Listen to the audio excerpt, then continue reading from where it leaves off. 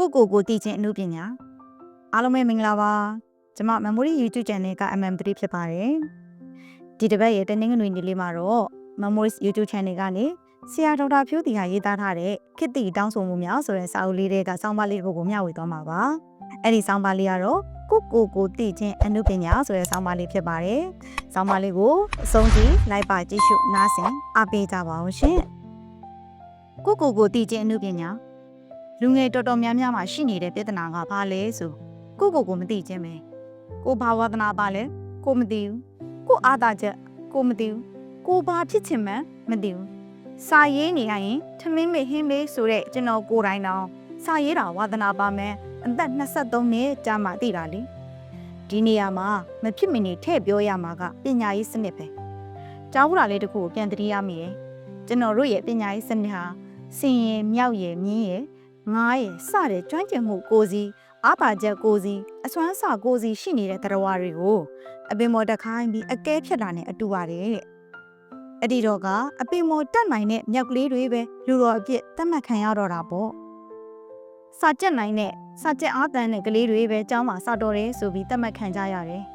ကလေးတွေမှာဘလို့အစွမ်းစာတွေရှိတယ်အာဝဒနာပါတယ်ထုတ်ပေါ်မပေးပဲအမတ်များမှလူတော်ဆိုတဲ့စနစ်တစ်ခုတည်းကိုပုံသွင်းနေတဲ့အခါမှာကလေးတွေကကိုမသိတော့ပြောရရင်ကိုကမြောက်လားဆင်လားမြင်းလားငါးလားဘယ်တော့လည်းမသိကြအောင်ဒီတခါမှာကိုနဲ့အမဝင်တဲ့နေပင်မှာအလုပ်လုပ်ကြရတယ်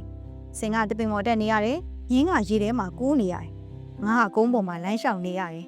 အဲ့ဒီအခါမှာတက်နေတဲ့တက်ကတူမှာမပြောဘူးလုံနေတဲ့အလုပ်မှာဝါသနာမပေါဘူးပတ်စံအတွက်သာလုံနေရတယ်ဆိုတာမျိုးတွေဖြစ်လာတယ်ဒီတော့စွမ်းဆောင်ရည်မကောင်းဒီလိုလူငယ်တွေနဲ့ဖွဲ့စည်းထားတဲ့အဲ့ဒီအသင်းအဖွဲ့ကလည်းတိုးတက်မလာတော့ချဲ့ပြောရရင်လဲနိုင်ငံလဲဖွံ့ဖြိုးမလာတော့ဘူးဒါကြောင့်ကိုသိဖို့ဟာလူတယောက်အောင်မြင်ဖို့မှာတိတ်အရေးကြီးလာတာဖြစ်ပါတယ်ကိုဂီတကိုယူသွမန်းတည်သွားပြီးဂီတလမ်းကြောင်းကိုရှုပ်လန်းပြီဆိုတဲ့အခါအောင်မြင်တာပဲကိုကစီးပွားရေးလက်မြင်တာတည်သွားပြီးစီးပွားရေးပဲဇောက်ချလုပ်တဲ့အခါအောင်မြင်တော့တာပဲ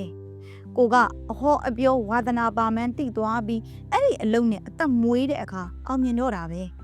ဟုတ်ပြီကိုသိရမယ်ဆိုတော့ဘာတွေသိရမှာလဲအားသာချက်အားနည်းချက်တွေသိဖို့လိုပါတယ်ကိုရဲ့ရုပ်ပိုင်းဆိုင်ရာပညာရေးချင်းအတွေ့အကြုံစွမ်းဆောင်ရည်စတဲ့အပိုင်းတွေမှာဘယ်နေရာတွေအားသာတယ်လဲဘယ်နေရာတွေအားနည်းလဲသိရမယ်ဒါမှကိုအားသာတဲ့နယ်ပယ်ကိုရွေးချယ်ပြီးအလုပ်လုပ်နိုင်မယ်အားနည်းတဲ့နေရာကိုတက်နိုင်တဲ့လောက်ပြင်ဆင်နိုင်မယ်နောက်တစ်ခုကိုဝါသနာကိုရဲ့ယူသွမှုစတာတွေကိုလည်းသိဖို့လိုပါတယ်နောက်ဆုံးတစ်ခုဘာသိရမလဲဆိုရင်တော့ personality type ကိုသိရမယ်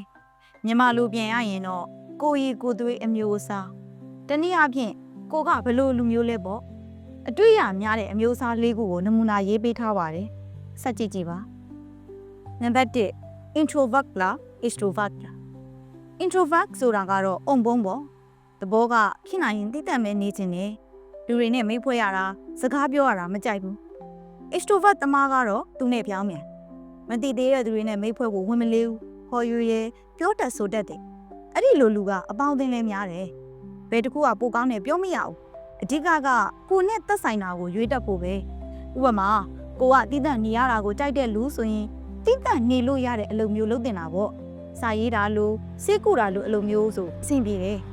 extrovert သမားကြောင့်စီဝါရေးသမားတွေနိုင်ငံရေးသမားတွေအမှုပညာရှင်တွေဆိုအောင်မြင်နိုင်တာပေါ့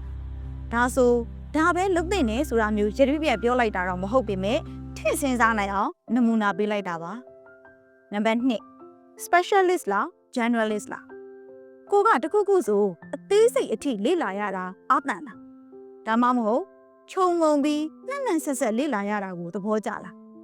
ဒီနေရာမှာလဲဘယ်ဟာပိုကောင်းနေရဲ့လို့မရှိပါဘူးပညာရဲ့တခုခုကိုစူးစိုက်ပြီးလေ့လာတတ်တဲ့ပညာရှင်တွေဟာ specialist သမားတွေဖြစ်ပြီးမီဒီယာသမားတွေနိုင်ငံကိုအုပ်ချုပ်မဲ့သူတွေဥပဒေသမားတွေကတော့သူတို့သက်ဆိုင်ရာအလုပ်အပြင်တခြားအကြောင်းအရာတွေကိုလည်းနှံ့ဆက်သိထားဖို့လိုအပ်တာမို့ generalist သမားတွေဖြစ်မှရပါမယ်နံပါတ်3 bookmark လား street smart လား bookmark ဆိုတာကစာတော်တဲ့သူစာပေဖတ်မှတ်ပြီးအသိပညာကျွဲတဲ့သူပေါ့ street smart ဆိုတာကတော့မြင်သာအောင်ဥပမာပေးရရင်အိန္ဒိယဝိထုတွေကလမ်းပေါ်မှာနေပြီးလမ်းပေါ်မှာပဲကြည်အလုံးလုံးရင်းဒုက္ခတွေရောက်ရင်းစ조사ရင်းတတိဖြစ်လာတဲ့သူတွေလိုမျိုးပေါ့ပညာရည်လို့တော့ကောင်းကောင်းမတတ်ဘူးသို့တော့လမ်းမကဘဝကသင်ပေးလိုက်တဲ့ပညာတွေတော့ရှိတယ် ဘလို့လူကိုဘလို့ပေါင်းလိုက်ရင်ရတယ်လူတွေရဲ့သဘောမနှောကဘလို့ရှိတယ်လူတွေကဘလို့လှက်တက်ပတ်တက်တဲ့စသဖြင့်အတွေ့အကြုံကတင်ပေးတာကိုခံခဲ့ရတဲ့သူတွေပေါ့ကိုက book smart မှာဆိုရင်လူအချင်းချင်းလှည့်တာပတ်တာတိုက်တာခိုက်တာနဲတဲ့အလုပ်တဘာဝမှာဆိုအဆင်ပြေတာပေါ့လူတွေအများကြီးနဲ့ဆက်ဆံရပြီးလူသဘောလူမနှောကိုတိထားဖို့လိုအပ်တဲ့အလုပ်မျိုးကြတော့ strict smart သမားများကပို့အဆင်ပြေပို့အောင်မြင်နိုင်တာပေါ့နံပါတ်၄ risk taking လောက် stability လားတချို့ကပြောကြတာရှိတယ်ဝန်ထမ်းဘဝကမကောင်းမှုပေါ့သူတို့ပြောရလဲမှန်တင်တဲ့လောက်တော့မှန်တယ်ဝန်ထမ်းဆိုတော့ကိုဘဝကိုမပိုင်ဘူးသူများချထားတဲ့စီကံအတိုင်းအလုပ်လုပ်ရတယ်ချက်ချင်းလက်ငင်းချမ်းသာသွားဖို့ရလဲမလွယ်ဘူးဒါပေမဲ့အဲ့ဒီလိုဆိုလူတိုင်းကကိုယ်ပိုင်စီးပွားရေးထလုပ်နေရတော့မှလားဒီလိုတော့လည်းမဟုတ်သေးဘူးတချို့က risk ယူရတာကြိုက်တယ်စွန့်စားရတာကိုကြိုက်တယ်350ရှိရင်350လုံးရင်းနှီးရမယ်ဆိုရင်လည်းဝင်မလေးဘူးရှုံးသွားလဲခံနိုင်တယ်အဲ့ဒီလိုလူတွေရှိသလိုအဲ့ဒီလိုရင်းနှီးမြုပ်နှံရတာအယောအစားကြီးတာတွေမလုပ်ချင်းပဲပုံမှန်ဝင်ငွေလေးပဲလိုချင်နေဆိုတဲ့သူတွေလည်းရှိမယ်ဒါကြောင့်ကိုယ်ပိုင်လုပ်ငန်းလုပ်မှကောင်းမယ်ဆိုတာမျိုးတွေနားမယောင်ပဲကိုနဲ့ကန့်ညီတာကိုပဲလုပ်စေချင်တယ်ကိုကတအားမချမ်းသာရင်နေပါစေတည်တည်ငြိမ်ငြိမ်နေရတာကိုပဲသဘောကျတယ်ဆိုရင်လည်းဝန်ထမ်းလုပ်စီးပွားရေးလုပ်မယ်ဆိုရင်လည်းတိတ်အတက်အကျမကျန်းတဲ့လုပ်ငန်းမျိုးတွေကိုလုပ်စွန့်စားရတာကြိုက်တယ်ဆိုရင်လည်းဒီအတိုင်းပဲမိုက်ယူရဲနေမဲ့အစားတကယ်ကိုထွန်းပေါက်အောင်မြင်အောင်လုပ်ဒီလိုမှလူတွေဟာအောင်မြင်ပျော်ရွှင်တဲ့ဘဝကိုရနိုင်မှာဖြစ်ပါတယ်ဒီတော့အနစ်ပြန်ချုပ်ရရင်လူတယောက်အောင်မြင်ဖို့မှာကျောင်းလုံးကစာဘလောက်တော်ခဲ့တယ်လဲဆိုတာကပဲအရာအလုံးကိုအဆုံးအဖြတ်မပေးနိုင်ဘူးဒါကြောင့်အောင်မြင်ခြင်းနဲ့ဆိုရင်ပထမအဆုံးအနေနဲ့ကိုယ့်ကိုယ်ကိုသိဖို့တိတ်အရေးကြီးပါတယ်ကျွန်တော်တိတ်ကြိုက်တဲ့စကားလေးတစ်ခုနဲ့ဒီဆောင်းပါးကိုအဆုံးသတ်လိုပါတယ်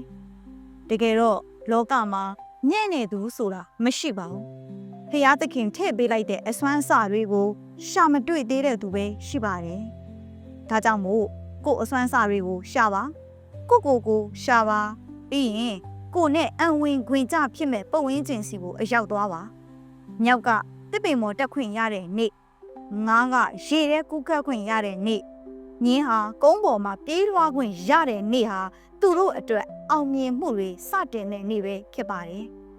အခုမျှဝေသွားတာလေးကတော့ဆရာဒေါက်တာဖြိုးတီဟာရေးသားထားတဲ့ခေတ်သစ်တောင်းဆိုမှုများဆိုတဲ့စာအုပ်ထဲမှာပါဝင်တဲ့ကိုတည်ခြင်းအမှုပညာဆိုတဲ့ဆောင်းပါးလေးကိုမျှဝေသွားတာပါဒီဆောင်းပါးလေးကနေတဆင့်အားပေးသူပရိသတ်ကြီးသင်ခန်းစာတစ်ခုခုရသွားလိမ့်မယ်လို့ယုံကြည်မျှော်လင့်ပါတယ်ရှင် Memories YouTube Channel ကနေအပတ်စဉ်တနင်္ဂနွေနေ့တိုင်းတင်ဆက်မဲ့ MM3 ရဲ့မျှဝေမှုလေးကိုလည်းဆက်စောင့်မျှော်အားပေးကြပါအောင်ရှင်အားလုံးကိုကျေးဇူးတင်ပါတယ်